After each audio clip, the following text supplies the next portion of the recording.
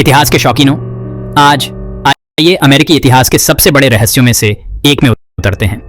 रोनोक colony का गायब होना। अपनी सीट बेल्ट बांध लो, क्योंकि इस कहानी में बहुत उतार चढ़ाव है। 1588 में 100 से ज्यादा अंग्रेज लोग रोनोक आइलैंड पर उतरे, जो अब उत्तरी कैरोलिना के तट पर है। जॉन व्हाइट के नेतृत्व में वे नई दुनिया में पहली स्थायी अंग्रेजी बस्ती बसाना चाहते थे, लेकिन चीजें योजना के मुताबिक नहीं हुई। एक कठिन शुरुआत और घटते संसाधनों के बाद जॉन व्हाइट ज्यादा सामान इकट्ठा करने के लिए इंग्लैंड वापस चले गए। हालांकि एंग्लो स्पेनिश युद्ध के कारण वह 1590 तक वापस नहीं आ सके। जब वह आखिरकार वापस आए तो उन्होंने कॉलोनी को वीरान पाया। कोई बसने वाला नहीं, कोई इमारत नहीं, बस गायब। तो रोनोक के निवासियों का क्या हुआ? एक सुराग जो पीछे छूटा था वह था क्रोएटोवन शब्द एक खंभे पर उकेरा गया था और सियारो एक पेड़ पर उकेरा गया था।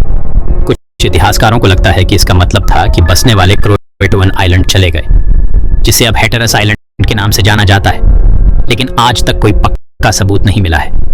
एक और थ्योरी बताती है कि वे स्थानीय मूल अमेरिकी जनजातियों के साथ मिल गए। उदाहरण के लिए लंबी जनजाति रोनोक बसने वालों के वंशज होने का दावा करती है।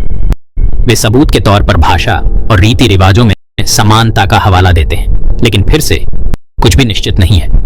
कुछ गहरे सिद्धांत भी हैं। कुछ लोग अनुमान लगाते हैं कि बसने वालों का अंत हिंसक था, संभवतः शत्रुतापूर्ण जनजातियों या यहां तक कि स्पेनिश सेनाओं के हाथों। दूसरों को लगता है कि बीमारी या भुखमरी ने उनका सफाया कर दिया होगा। सच तो यह है, हम शायद कभी पक्के तौर पर नहीं जान पाएंगे।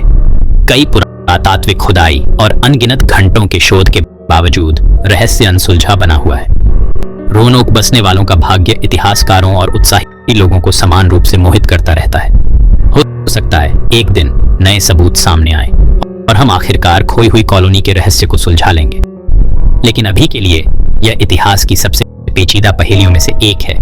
देखने के लिए धन्यवाद और अधिक ऐतिहासिक रहस्यों और कारनामों के लिए लाइक और सब्सक्राइब करना न भूलें। अगली बार तक अतीत की खोज करते रहें।